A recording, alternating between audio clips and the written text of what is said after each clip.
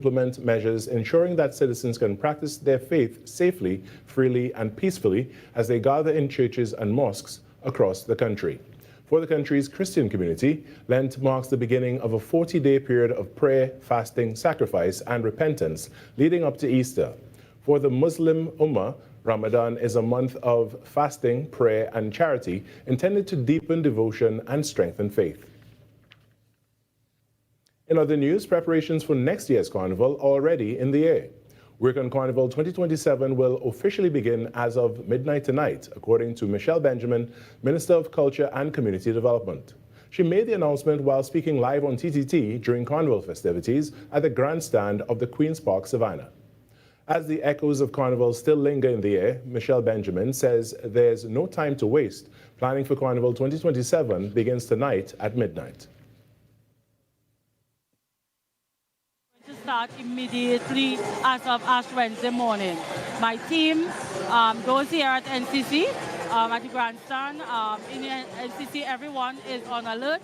As soon as midnight tonight, we start to plan for 2027. This year marked her first Carnival as minister, an experience Michelle Benjamin describes as vibrant, record-breaking, and deeply meaningful, with celebrations reaching every corner of the country. She said the role also allowed her, for the first time, to experience the festivities from the road rather than from behind the scenes. And I can tell you from when you look at the fest being sold out, the mass crowds attending all of these events, the Juve, in different regions, it was spectacular. Myself and the Prime Minister, we were in the Barraco area of my constituency and her constituency because we border there.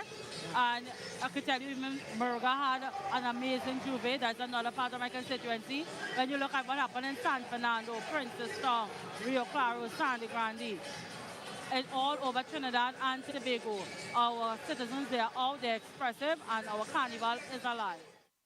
The minister assured that with preparations for 2027 already underway, there is every indication that next year's festival will build on that momentum, promising an even bigger and more dynamic showcase of culture, creativity, and community.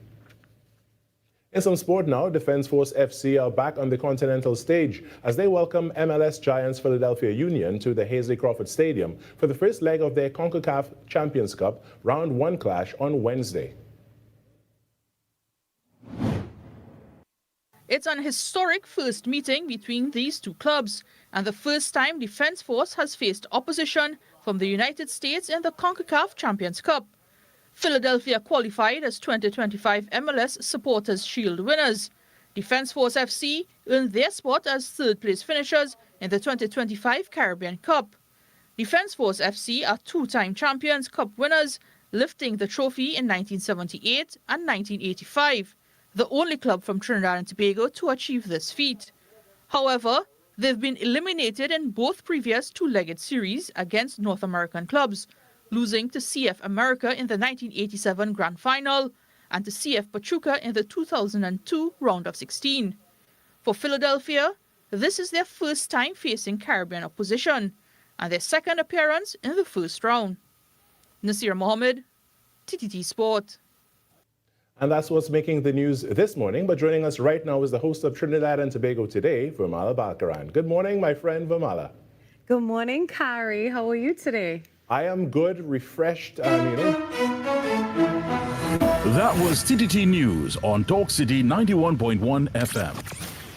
Talk City 91.1 FM. Talk. Cabinet has approved the establishment of the regulatory framework for the registration and management of classic, antique, and vintage vehicles in Trinidad and Tobago. Music. Better days are coming. Better days are coming. Culture. We are now in a state where I can now proudly announce that our gas production will increase by a significant amount given all the various projects that are now expected to come online. Engaging conversations, latest news, our music. This is Talk City 91.1 FM.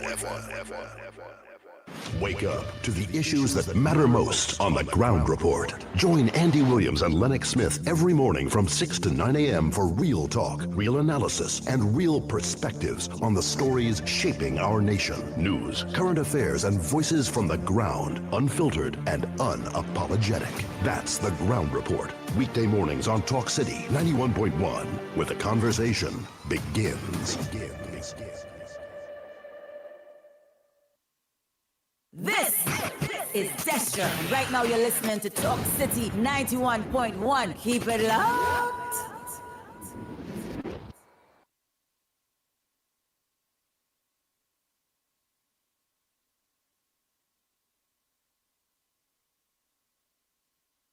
TTT News, every night at 7. TTT News, committed, accurate, relevant.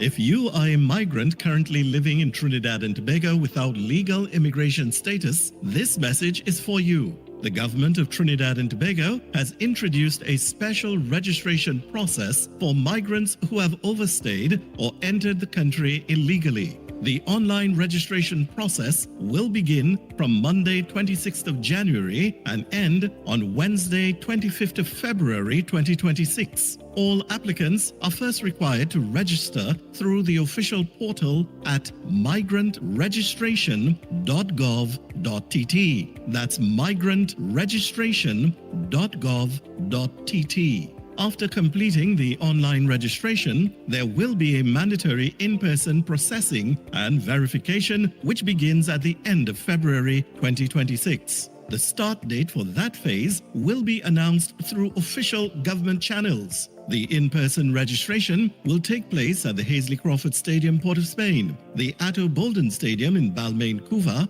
and the Larry Gomes Stadium in Malabar, Arima, as well as the Dwight York Stadium, Bacalet, Scarborough, Tobago. Applicants will undergo a comprehensive verification process, which will include vetting by the Trinidad and Tobago Police Service involving fingerprinting and background checks.